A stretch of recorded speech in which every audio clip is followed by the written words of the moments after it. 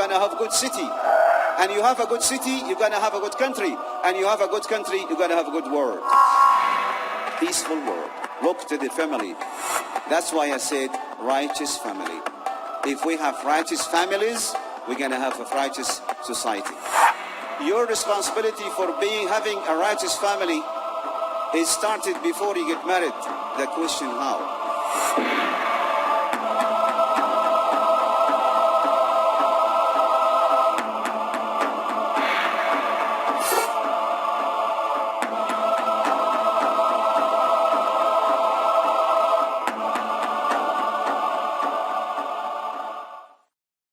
Ladies and gentlemen, at this time I would like to welcome you all to the first of the night sessions. I would like to welcome to the stage someone who I'm very, very pleased to welcome, and I'm someone who I admire very much, Sheikh Hamood Ashemaimry from the Kingdom of Saudi Arabia. Sheikh Hamood will be speaking on how to build a righteous family. Sheikh Hamood has a very impressive, to say the least, background in both the dunyawi and the akhiri sense. He was born in the city of Mecca, Mukarramah, in Saudi Arabia, and presently resides in Jeddah. He has 25 years experience in air service with the Royal Saudi Air Force and over 8,535 flying hours. From 1999 until today, he was director of the Islamic Education Foundation from Jeddah, Kingdom, Saudi Arabia, where he assisted over 127,750 males and females in entering into Islam. His educational background is also equally impressive. In 1975, he got his bachelor's in aviation science from King Faisal Air Academy in Riyadh, Kingdom of Saudi Arabia. In 1989, he received a bachelor in public administration from King Abdulaziz University in Jeddah, Saudi Arabia. In 1998, a bachelor in Sharia from Ullal University in Mecca. Presently, he is preparing a master's degree in Sharia from Ullal University in Mecca Mukarramah. He has a diploma in English language from San Antonio, Texas Language Institute. With no further ado, inshallah, a man who attained the level of captain and who has many years of experience in dawah, Hamood Ashemaimry, speaking on the subject, how to build a righteous family. Ladies and gentlemen, I turn the stage over to Sheikh Hamood Ashemaimry. بسم الله الرحمن الرحيم إن الحمد لله نحمده ونستعينه ونستغفره ونستهديه ونعوذ بالله من شرور أنفسنا ومن سيئات أعمالنا من يهدي الله فلا مضل له ومن يضلل فلا هادي له وأشهد أن لا إله إلا الله وحده لا شريك له وأشهد أن محمدا عبده ورسوله صلى الله عليه وسلم. My brothers and sisters, I greet you with the Islamic greeting, the greeting of the people of paradise. And I pray to Allah that we all be, inshallah, from the people of paradise. Assalamu alaikum wa rahmatullahi wa barakatuh. Assalamu alaikum wa rahmatullahi wa barakatuh. There you go. That's the way. Jazakumullah khair. First of all, I would like also to pray and ask Allah with His beautiful names and noble attributes. Conference, may Allah reward them all. May Allah register whatever they done in their registration, and they will see it in the day of judgment. I also would like to thank what I call the unknown soldiers, the people who really behind the scene, our brothers and sisters who we don't know them, we don't know their names. They are people who organize, the people who built the stage, who did the chairs, all this around you. The people that are working from 8 o'clock in the morning until 12 at night. Those brothers and sisters, I call them again the unknown soldier. May Allah reward them. And they are actually the real team of this convention. India, especially the last 20 years, well known For long, especially for long time, not only 20 years, but especially 20 years, they're becoming so active in da'wah. I am calling India the international window for da'wah, the international window for spreading Islam all over the world. I know you, Indians, Pakistani, Bangladesh. As the brother mentioned, I used to be a pilot for 30 years. 10 years as an Air Force pilot, 20 years as a civilian pilot with Saudi Airline. I traveled all over the world. Whenever I go any place, whenever I ask about a masjid, I found Indians or Pakistani or Bangladesh. Anywhere I go, I found masjid, they have people hafid Quran. Ask about the nationality, Indians, Pakistani, Bangladesh. Allahu Akbar. So my brothers and sisters, may Allah bless you all for your dedication, for loving the religion, for caring, for spreading Islam all over the world, like what we see now and what we've seen in Bombay a month ago. My subject or my topic today, brother and sister, is about how to build a righteous family. You know, my brother and sister, a person, when he wants to build a house, or to build a building, or to build a palace, or to build a small villa, he cares a lot by finding the best location, the best direction of the lot or the land. And also he cares about the best designer. He keeps searching for a very qualified architect to give him to draw a very good design for his house or for his villa or for his building or palace.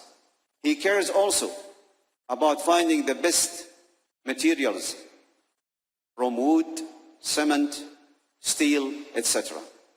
He cares very much to find the best carpenter. He cares very much to find the most qualified mason. He cares very much to find the most qualified blacksmith. And he also cared very much to find the best painter. And also he cared to find the best utensils. And he cared so much to find the best furniture, etc., etc. Just because to build a house or a building which is going to be destroyed one day when the day of judgment, or maybe because of earthquake, or because, there is a limit for age for each building, maybe last 100 years or 200 years and then will collapse. But the question which forces itself on us, brothers and sisters, which is more important, to build a house, or to build a palace, or to build a villa, or to build a building? Which is more important than building a righteous family? What is the good of a good house or a nice house without a good family? Then in my opinion and your opinion, I'm sure, building a righteous family is more important than building bricks and cement and steel and etc. And the responsibility of the man who is building the righteous family started before he get married. Your responsibility for having a righteous family is started before you get married. The question, how? By choosing the good, pious, righteous wife. By choosing the most good religion, may your hand be dusty. Taribat yadak. Why? Because, my brother and sister, Rasulullah ﷺ said, all this around you is pleasure.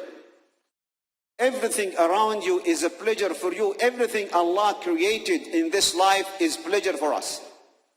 Rasulullah ﷺ said, but the cream or the best pleasure of this pleasure, all of the pleasure, is a pious wife, is a good Muslim wife. When you look at her, she pleases you of her beauty. When you commanded her, she listened to you and obey. When you are away from her, away from home, traveling, away many times, she protect your family, protect your house, and she be guarding your family, and she will not allow anybody to come to your house while you are away. Not only that, she will not leave home to any place until take your permission. This is the right pious woman. This is the beginning. Also, for the ladies or sisters, the first foundation also is rely on hadith Rasulullah sallallahu alaihi wasallam. Man atakum man tardawna dinahu wa khuluquh fazawwijuh.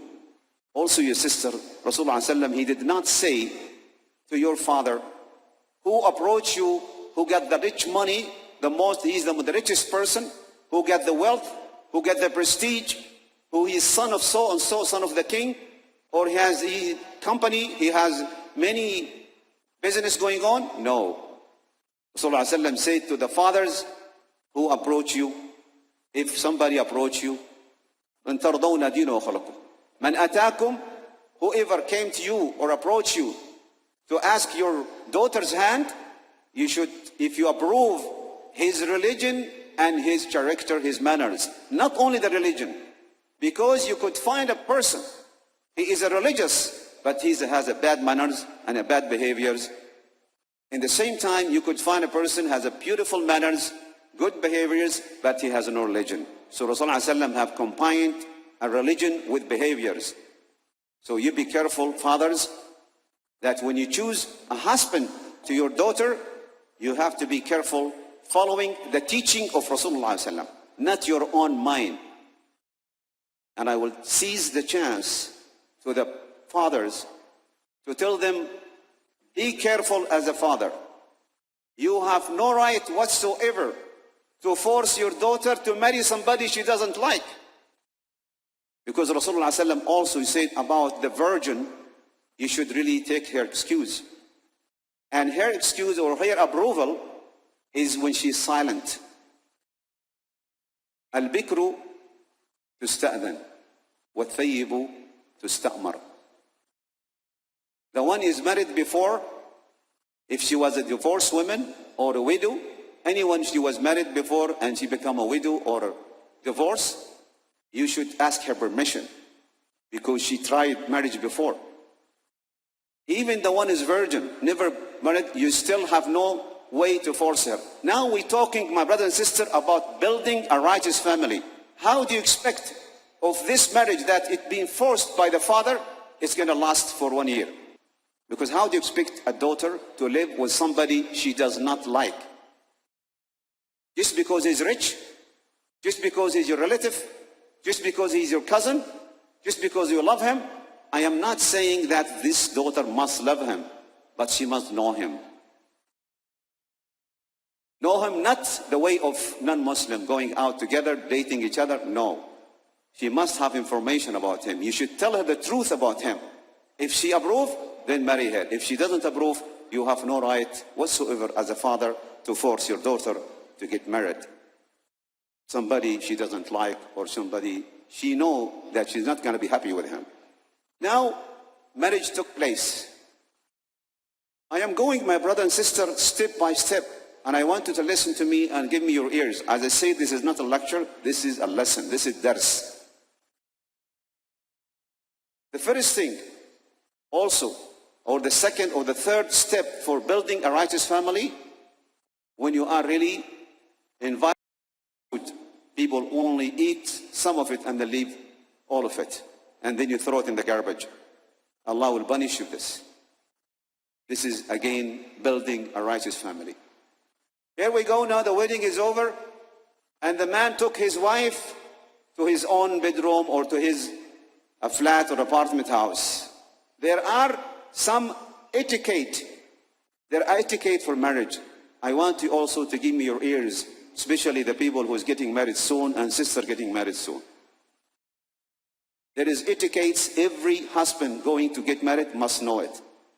You know, my brother, you the groom, I'm taking my words now to the groom. You have taken a lady, she's never been you in her life. If especially, let's say that you took her and she is 18 years old.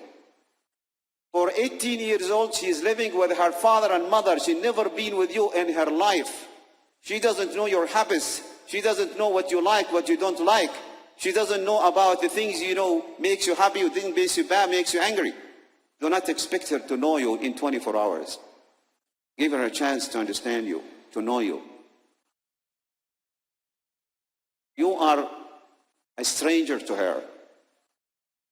She's been with her father and mother, especially if she have a good, loving father who really love her, and a mother, usually, of course, 90% mothers, they love their daughters. They respond to her whatever she wants.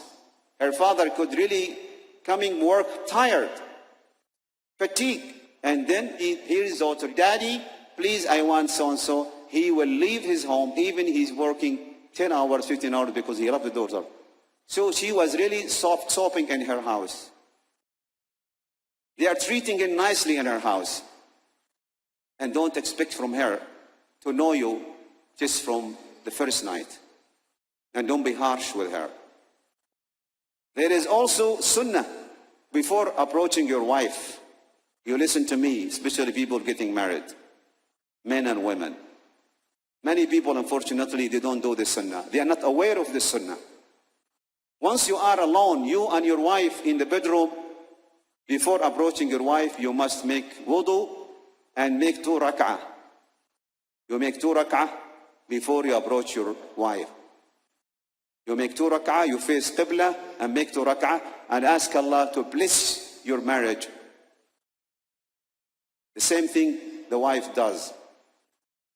After that, you put your hand in her forehead and you ask Allah to give you refuge from the natural tendency of evil in her, and you ask Allah that He give you the natural good things in her, and you ask Allah to protect you from the natural evil in her, which is she's out of her control. This is something created with a person, nothing to do with her, but you ask Allah.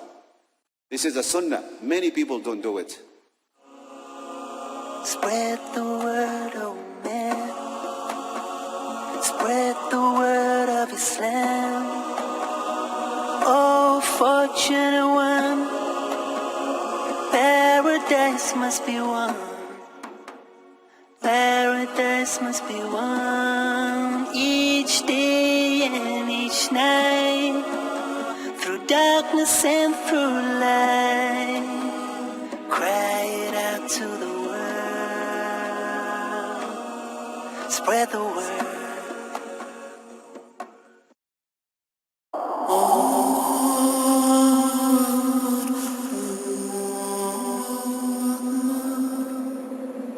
The value of money in the hereafter.